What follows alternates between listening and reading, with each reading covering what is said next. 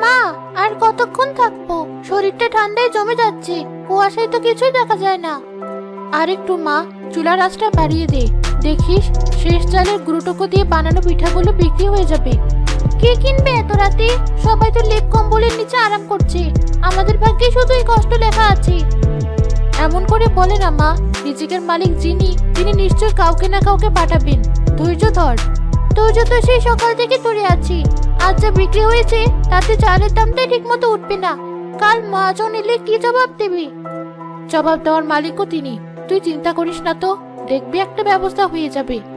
প্রতিবার তুমি এই এক কথাই বলো, কিন্তু ব্যবস্থা তো কিছুই হয় না, শুধু দিনাবাড়ি। বিশ্বাস রাখতে হয় মা, বিশ্বাসে মিলাই বস্তু, তর্কে বহুদূর। আমার আর বিশ্বাস করতে ভালো লাগে না। ক্ষুধা লাগলে ঠান্ডা লাগলে বিশ্বাসে পেট ভরে না মা। ঠিক আছে, তুই আর দুটো পিঠা বানা, তারপর আমরা উঠে পড়বো, যা আছে কপালে। সুমনা বাবু, এখনো দোকান খোলা? রাত তো কম হলো না। এই তো ভাই, উঠবো উঠবো করছিলাম। আপনি ভালো আছেন তো? আর থাকা, শীতে শরীরটা শক্ত হয়ে গেল। ভাবলাম যাওয়ার পথে আপনার হাতে দুটো গরম ভাপা পিঠা খেয়ে যাই। আপনার পিঠার মতো স্বাদ আর কারো হাতে পাই না। চাচা বসুন, আমি এখনই গরম গরম বানিয়ে দিচ্ছি। দাও মা, দাও। তোমার মা একা একা কত কষ্ট করে, তুমি পাশে থাকো, এটা দেখে মনটা ভরে যায়। সবই সৃষ্টিকর্তার ইচ্ছা ভাই, মেয়েটা না থাকলে আমি হয়তো ভেঙেই পড়তাম।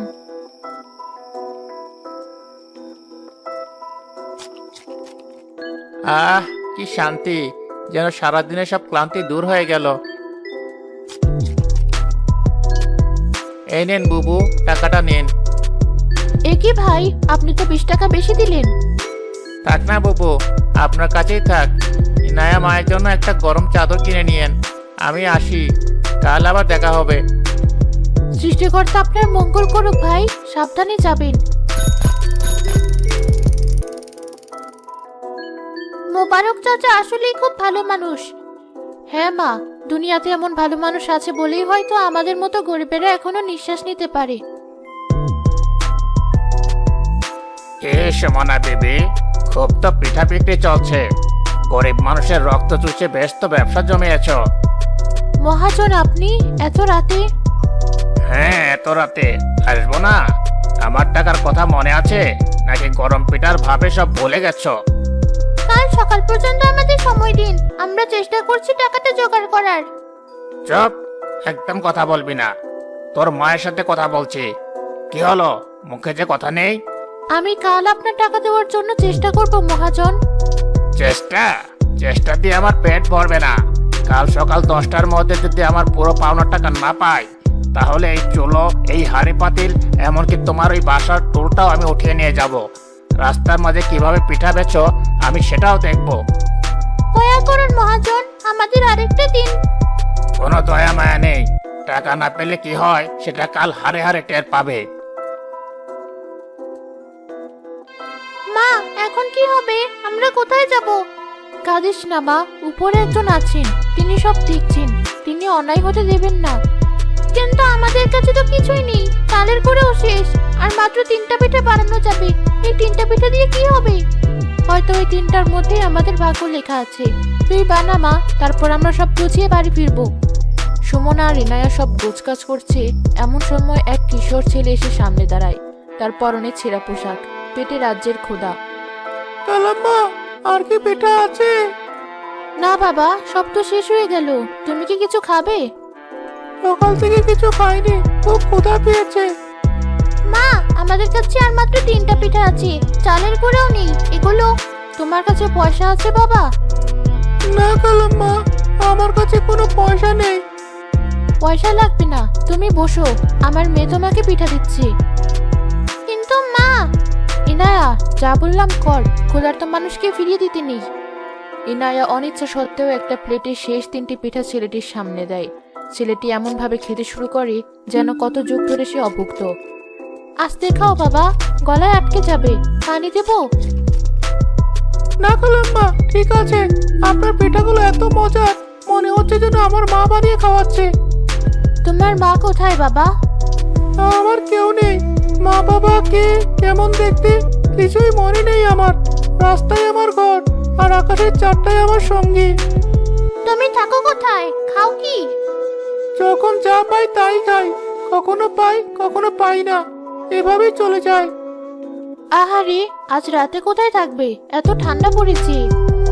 ওই যে ওই গাছতলায় শুয়ে পড়বো, চিন্তা করবেন না, আমার অভ্যেস আছে। আমার পেট ভরে গেছে খালাম্মা, অনেকদিন পরে তো শান্তি করে খেলাম। ঠিক আছে বাবা, সাবধানে থেকো। আমার তো আপনাকে দেওয়ার মতো কিছুই নেই, কিন্তু আমার মন থেকে আপনার জন্য একটা দোয়া আসছে। তোয়া? আমি দোয়া করি মহান সৃষ্টিকর্তা যেন আপনাদের এই ছোট দোকানটাই খদ্দের দিয়ে সবসময় ভরে রাখেন। আপনাদের পিঠার হাড়ি যেন কোনোদিনও খালি হয়ে না যায়, আপনাদের সব দুঃখ যেন দূর হয়ে যায়।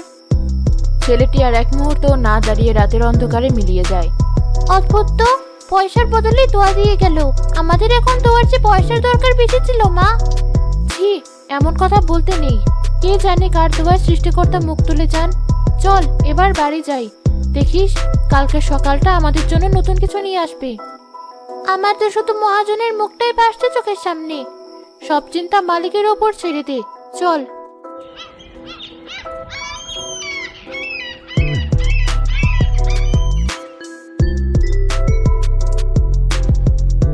মা দেখো, এত মানুষ কোথা থেকে আসছে? সবাই তো আমাদের দোকানের দিকেই আসছে। আমি তো কিছুই বুঝতে পারছি না, কি হয়েছে আজ? এই যে বাবু, তাড়াতাড়ি 10টা পিঠা দিন তো, আপনার দোকানের নাকি খুব নাম ডাক। আমাকে 6টা দিন, আমার অফিসের সবাই আপনার পিঠার কথা বলা বলি করছিলে। লাইনটা কোন দিকে ভাই? সিরিয়াল দিন, আমি আগে এসেছি। মা, আমি তো পিঠা বানিয়ে কোলাতে পারছি না, চালের গুঁড়া তো প্রায় শেষ হতে চললো। তুই শুধু বানিয়ে যা মা, থামিস না, আমি সামলাচ্ছি।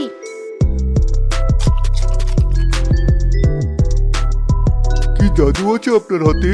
কাল রাতে এক বন্ধু আপনার এখান থেকে পিঠা নিয়েছিল, সেই পিঠা খেয়ে তো আমরা সবাই পাগল। জাদুটা তো কিছু নেই ভাই, সবই উপরওয়ালার রহমত। তাদের প্রতিবেশী সালেহা ভিড় দেখে এগিয়ে আসে। সমনা আপা, কি ব্যাপার? তোমার দোকানে তো আজ পা ফেলার জায়গা নেই, হঠাৎ করে লটারি পেলে নাকি? কি যে বলো বোন, সবই মালিকের ইচ্ছা। তা তো বটেই, কিন্তু কালকেও তো মাছি তাড়াচ্ছিলে, আর আজ খদ্দের সামলাতে পারছো না। ঘটনাটা কি খুলে বলো তো। খালা, এখন কথা বলার সময় নেই, দেখছো না কি অবস্থা। মা, চালের গুঁড়ো তো শেষ, জলদি বাজার থেকে নিয়ে এসো, নইলে খদ্দের সব ফিরে যাবে। হ্যাঁ হ্যাঁ, আমি এখনই যাচ্ছি, তুই একটু সামনে রাখ মা।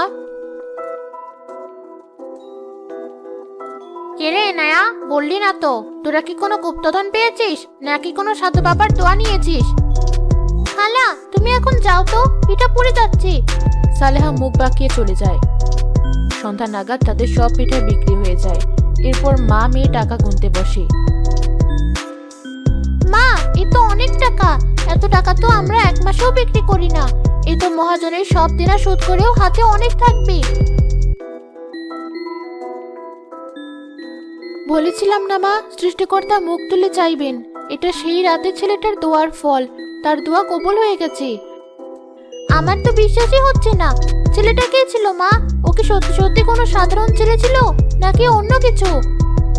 সে যেই হোক, সে ছিল আমাদের জন্য সৃষ্টিকর্তার পাঠানো রহমত।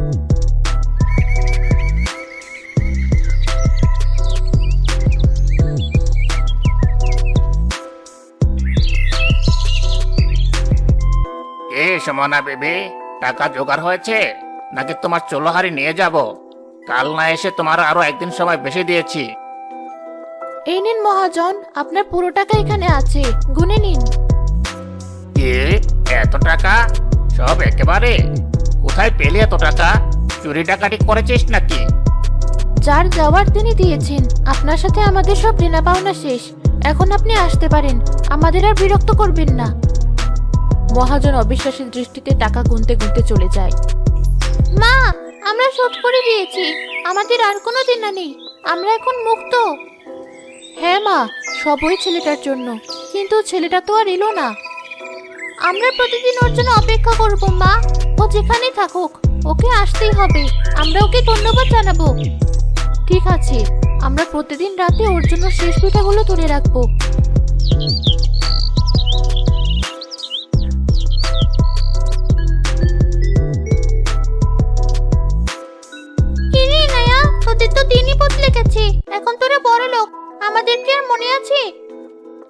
প্লিজ রায়া, এমন করে বলিস না। তুই তো আমার বান্ধবী। আয় বস, পিঠা খা। না, খেতে আসেনি, দেখতে এসেছি। পুরো এলাকায় তোদের নিয়ে কথা। সবাই বলে তোরা নাকি আলাদিনের চিরাগ পেয়েছিস। আমাদের চিরাগ হলো মানুষের দোয়া, কিন্তু জানিস এত কিছুর পরেও আমার মনে শান্তি নেই। কেন, আর কি চাই তোর? টাকা পয়সা সম্মান সবই তো পেয়েছিস। তোর মায়ের মুখে এখন আর চিন্তার ছাপ নেই। সবই পেয়েছি, কিন্তু যার জন্য পেয়েছি তাকেই হারিয়ে ফেলেছি। সেই যে ছেলেটার কথা বলেছিলাম তোকে, সে আর কোনোদিন ফিরে আসেনি। মা প্রতি রাতে ওর জন্য পিঠা বানিয়ে বসে থাকে। হয়তো সে অন্য কোথাও চলে গেছে। তার কাজ ছিল দোয়া করা, সে করে চলে গেছে। না, আমার মন বলে ও এখানে কোথাও আছে। আমি ওকে খুঁজে বের করবই। ওর এই ক্ষুধার্ত চোখ দুটো আমি কোনোদিন ভুলতে পারবো না।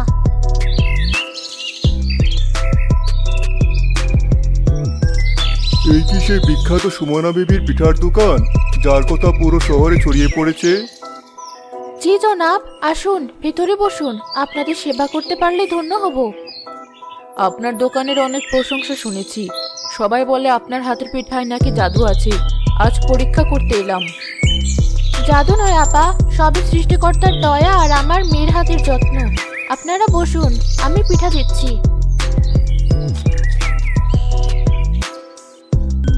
অসাধারণ, অবিশ্বাস্য। জীবনে কত পাঁচতারা হোটেলেরও পিঠা খেয়েছি, কিন্তু এমন স্বর্গীয় স্বাদ কোথাও পাইনি।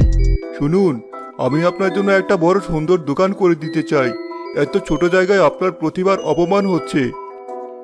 জনাব, আপনি এত বড় কথা বলে আমাকে লজ্জা দিবেন না। আমার এত বড় দোকানের কোনো প্রয়োজন নেই। এই ছোট দোকানেই আমার শান্তি। যা পেয়েছি তাতে আমি শুকরিয়া আদায় করে শেষ করতে পারবো না। আপনি সত্যিই একজন অন্যরকম মানুষ। এত নির্লোভ, আজকাল এমন মানুষ দেখাই যায় না। আমাদের শুধু একটাই আফসোস, একটাই অতৃপ্তি রয়ে গেছে। কিসের অতৃপ্তি মা? আমাকে বলো, আমি যদি কিছু করতে পারি। আমরা একজনকে খুঁজছি, এক রাতের অতিথি, এক ক্ষুধার্ত কিশোর, যার দোয়ায় আজ আমাদের এত সব। কিন্তু সে আর কখনো আসেনি। আমরা যদি তাকে একবার পেতাম। শিউরে ওঠার মতো ঘটনা তো। এ তো একদম গল্পের মতো শোনাচ্ছে। ও ঠিকই বলেছে আপা। আমরা প্রতি রাতে ওর জন্য অপেক্ষা করি, যদি কোনোদিন ও ফিরে আসে এই আশায়। মা, ও কি আর সত্যি আসবে না? আমাদের অপেক্ষা কি কোনোদিন শেষ হবে না? দেখ মা, ছেলেটা আমাদের একটা আমানত দিয়ে গেছে। এই সচ্ছলতা, এই সম্মান সবই তার দোয়ার ফল। এখন আমাদের দেখতে হবে আমরা এই আমানতের কতটা মর্যাদা রাখতে পারছি। মানে কিসের আমানত? এর মানে হলো এখন আমাদের দায়িত্ব অন্য অভাবী মানুষের পাশে দাঁড়ানো। ঠিক যেভাবে আমরা সেদিন পয়সা না থাকা সত্ত্বেও ওর পাশে দাঁড়িয়েছিলাম। সৃষ্টিকর্তা দেখতে চান আমরা শুধু নিতেই জানি নাকি দিতেও জানি। আমি তোমার কথা বুঝতে পেরেছি মা। এখন থেকে আমাদের লাভের একটা অংশ শুধু গরিবদের জন্য থাকবে। আমাদের দোকানে এসে কেউ কোনোদিন ক্ষুধার্ত ফিরে যাবে না।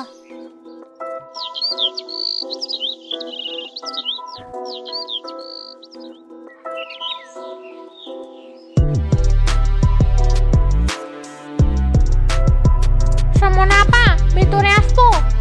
আরে সালেহা বোন, বাইরে দাঁড়িয়ে কেন? ভেতরে এসো। ইনায়া, তোর খালাকে বসতে দে। না আপা, বসবো না। একটা সাহায্যের জন্য এসেছিলাম। তোমার ভাই কয়েকদিন ধরে অসুস্থ, কাজে যেতে পারছে না। ঘরে চাল ডাল কিছুই নেই, ছেলে মেয়েরা না খেয়ে আছে। যদি কিছু। ইনায়া, যা তো মা, হাড়ি থেকে চাল ডাল তেল নুন আর 1000-2 টাকা এনে তোর খালাকে দিয়ে আয়। আপা, আমি তো তোমাদের কত হিংসা করেছি, মানুষের কাছে কত আজে বাজে কথা বলেছি, আর তুমি আমার জন্য এত কিছু করছো। আরে ধুর পাগলি, বিপদে মানুষই তো মানুষের পাশে দাঁড়াবে। তুই আমার ছোট বোনের মতো। যা, জিনিসগুলো নিয়ে বাড়ি যা। আর শোন, যতদিন তোর স্বামী সুস্থ না হয় বাড়ির সব খরচ আমার, কোনো চিন্তা করবি না। মা, তুমি সত্যিই মহান। আমি মহান নই মা, আমি শুধু সেই রাতের শিক্ষাটা মনে রাখার চেষ্টা করছি। যখন আমাদের কিছুই ছিল না, তখন সৃষ্টিকর্তা একজন অচেনা মানুষের মাধ্যমে আমাদের সব দিয়েছেন। এখন যখন আমাদের আছে, তখন আমাদেরও তো দেওয়ার পালা, তাই না?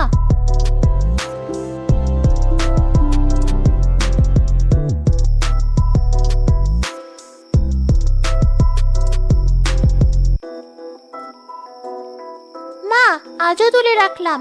আমার কেন যেন মনটা খুব বলছে ও আজ আসবে। আমার খুব দেখতে ইচ্ছে করছে ওকে। যদি আসে তবে সৃষ্টিকর্তার রহমত, আর যদি নাও আসে তাতেও কোনো দুঃখ নেই।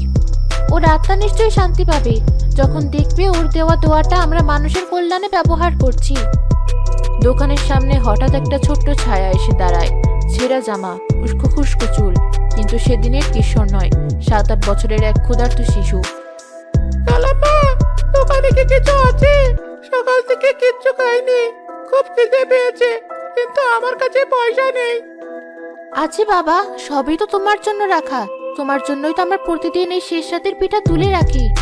এসো ভাই আমার, ভেতরে এসে বসো। আজ তুমি পেট ভরে পিঠা খাবে, কেউ তোমাকে তাড়া দেবে না। শিশুটিকে ভেতরে এনে তারা পরম যত্নে বসায়। বাটি খুলে সেই তুলে রাখা পিঠা দুটো তার হাতে দেয়। শিশুটি পরম তৃপ্তিতে খেতে থাকে। মা, আমাদের অতিথি তো আর আসলো না। কে বললো আসলো না? ওই তো এসেছে, অন্য রূপে, অন্য চেহারায়। সেদিনের সেই কিশোর ছিল একটা চিহ্ন, একটা ওসিলা, যে আমাদের চোখে আঙুল দিয়ে দেখিয়ে দিয়ে গেছে এই শেষ রাতের পিঠার আসল দাবিদার কারা। তার মানে আমাদের অপেক্ষা শেষ? না মা, আমাদের অপেক্ষা তো আজ থেকে নতুন করে শুরু হলো। এখন থেকেই প্রতি রাতে আমরা এমন হাজারো ক্ষুধার্ত অতিথির জন্য অপেক্ষা করব। ছেলেটির দোয়া আমাদের দোকান খদ্দের দিয়ে ভরে দিয়েছে, আর এখন আমাদের দায়িত্ব হলো সেই দোয়া দিয়ে এমন হাজারো ক্ষুধার্তের পেট ভরানো। এটাই হলো আসল শুকরিয়া আদায় করা।